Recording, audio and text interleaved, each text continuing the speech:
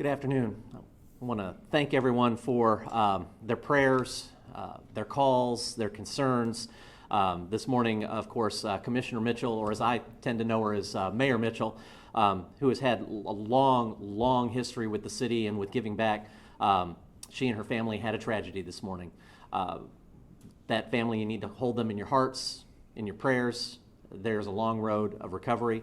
We are getting news that Commissioner Mitchell is recovering, and we're pleased on that, but we are also saddened, deeply saddened, at the loss of her husband, Fred Mitchell.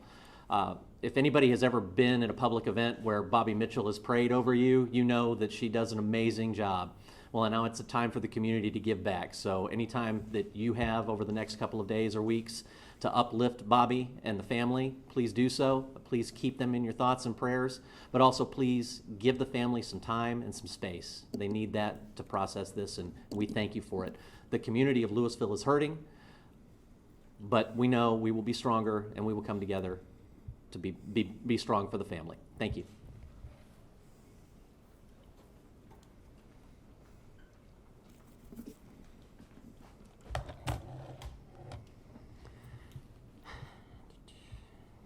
All right, well, good afternoon. Thank you all for being here today. I'm just going to provide a very high-level summary of what happened today here at the police department and in the city of Lewisville.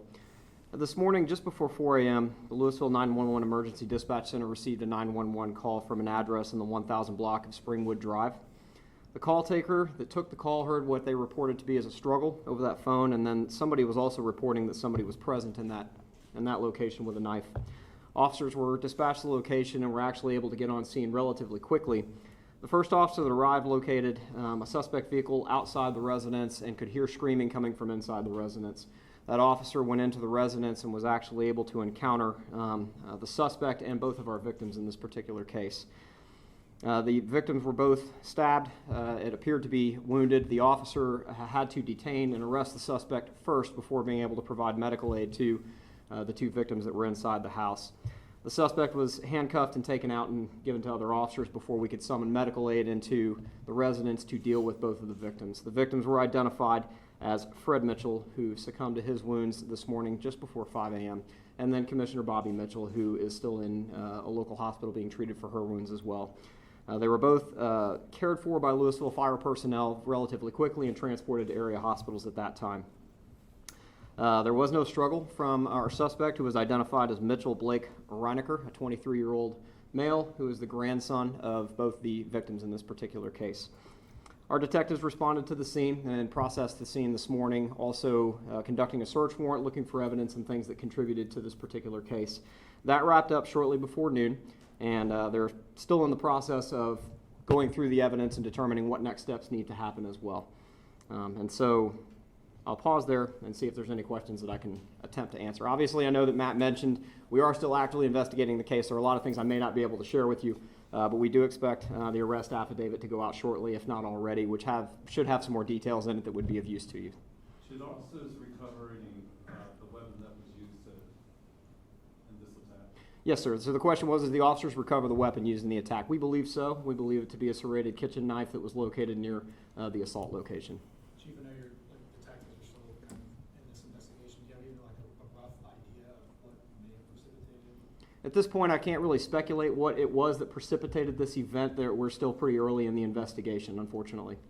Was this her home and did he live there? So it is her home and that she shared with her husband, and I believe he lived there. I believe the suspect lived at that residence as well. Did the initial call come from inside the home itself or a neighbor? We believe the initial call came from inside the home. What I can't tell you is who made the call. Chief, you mentioned you got the call a little bit before 4 a.m. And then first officer arrived on scene, you said relatively quickly. Do you know exactly when the call was placed and what time the first officer arrived? I don't have that exact data in front of me. I think the initial call went in at 3:53 a.m. I don't know what time they arrived on scene, but it was moments later. Early in the morning, Sunday to Monday, there wasn't a high call volume, so I think officers were able to get there relatively quickly. Chief, has the commissioner been able, even given the both mental and physical trauma that she's had to endure, be able to cooperate with investigators to give them some information, since the suspect is family, on what may have, the history that may have led up to this? No, I wouldn't know at this point. I don't believe we have that kind of information for her. When an officer responds to a scene that's chaotic like this, it would be commonplace to determine who the suspect is and preliminarily what had happened. Given her medical status, it was more important to transport her to, or give her over to the medics to let them try to treat her. Our detectives will, of course, follow up in the eventual future to determine what may have led to the event. Can you describe the interaction your officers had with her grandson while taking him into custody, please? It's my understanding that he was immediately cooperative with officers and surrendered without any incident and was taken into custody. Is he known to police? I don't know that. I don't know how to answer known to police. What else could you ask me there? History between the suspect and Lewisville Police? I know that we have a report or two on him. I don't know beyond that what the nature of those reports are. Do you know, were there any other parties at the home besides the victims and the suspect? No, just the 3 occupants inside the home. I guess, can you just speak to like the level of shock that this would be a family event like this, devastating? Yeah, it's difficult to stand up here as a police chief and try to talk you through an event like this because it's a mechanical response to a call. What I will tell you on the other side is what the mayor said. Commissioner Mitchell has a long-standing history with this city. As a former mayor and then as our commissioner. And if anybody's ever known her, the value that she brings to our city from a leadership perspective as well as one of our elected officials.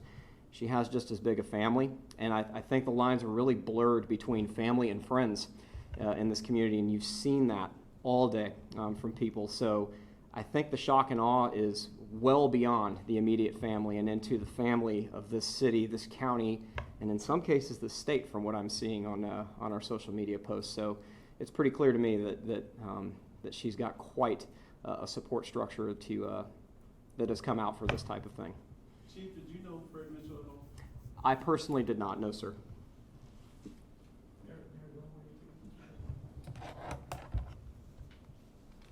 Kind of building off that last question, you gave a little, context of the contribution that Commissioner Mitchell, former Mayor Mitchell, has made not only to Lewisville, but to Denton County.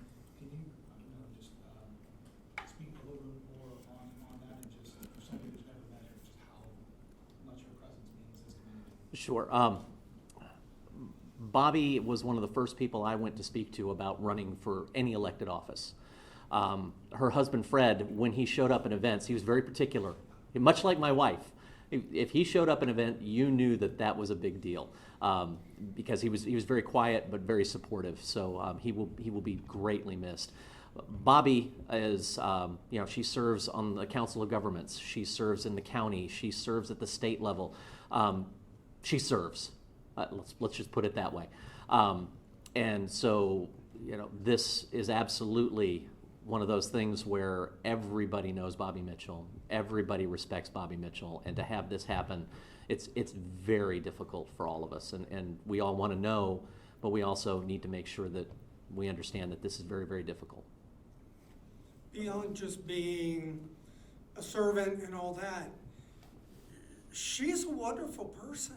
She's a beautiful person, an absolutely beautiful person. Now, she's also very opinionated. She's also very funny. She's just a wonderful human being and has always been approachable. And I think that's what makes her such a great public servant. I think in today's world we see way too many public servants getting out there and not serving the public but serving themselves.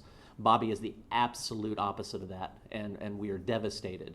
And we hope that she and the family can move through this and that we can continue to have her service for many years to come. Can you just highlight what you can tell us about Fred personally? Fred mowed his own lawn. He was quiet. He was always letting Bobbie take the spotlight. Of course, I don't know if that was a let, but he was always supportive of her and of the community. I wish I could tell you more about Fred. He and I did not interact all that often, but whenever it was always that he'd married up. Outkicked his coverage, depending on which one you want to talk about. But he was always there for Bobbie, and the two of them were just such a great dynamic couple. She was the energy, but he was the power battery in the background, just making sure that everything was running the way it was supposed to. Can either one of you two confirm that she, at this point, is expected to make a full recovery? I can confirm that. I heard that this morning from the doctors. Any other questions? Thank you, Mayor. I do have Thank an you. update on the response time if you want that. Want me to provide that for you?